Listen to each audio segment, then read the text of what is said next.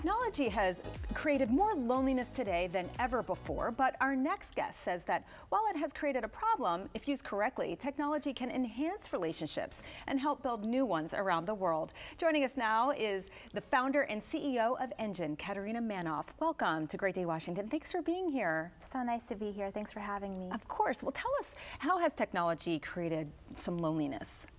Sure. So technology was created with the promise of connecting the world, right? With the internet, you can talk to anyone anywhere. But if you look at what's happened, are we really talking, or are we just scrolling on our phones, maybe liking, commenting, not really connecting? So I think it's been, unfortunately, a big factor in the loneliness epidemic that we face today. That's true. And so you've created something that can help bring people together. Tell us about ENGin.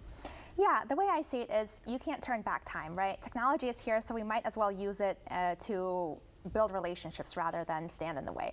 So what we're doing is mirroring what real life relationships need, which is repeated interaction, face-to-face contact, and that's one-on-one or small group connection. So we're pairing people who are learning English with English speakers to meet online every week and video chat. And what we're finding is that we're actually building relationships that are very deep and sometimes can really look just like real world friendships, where people are saying, this is my best friend, this is like a family member to me. And it's been very powerful to watch it happen. Absolutely. I had mentioned that my daughter is part of ENGin. She loves it very much. She speaks with other kids from Ukraine.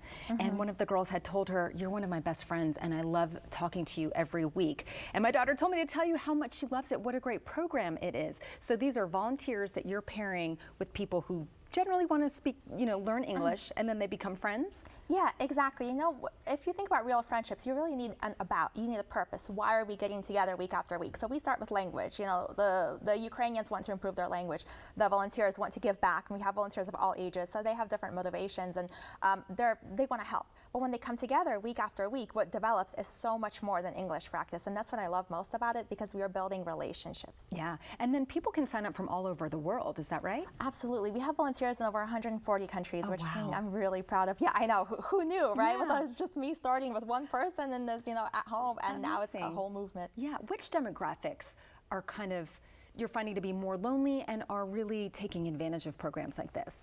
Well, we have a lot of retired people, so people who aren't working, maybe not living close to family, and this is such a great way for them to connect with younger people and give back, and so they're working with young adults and really sharing their life experience. And we have people in their 70s, 80s, they figure out the technology, and then they go and they work with multiple students sometimes and really benefit.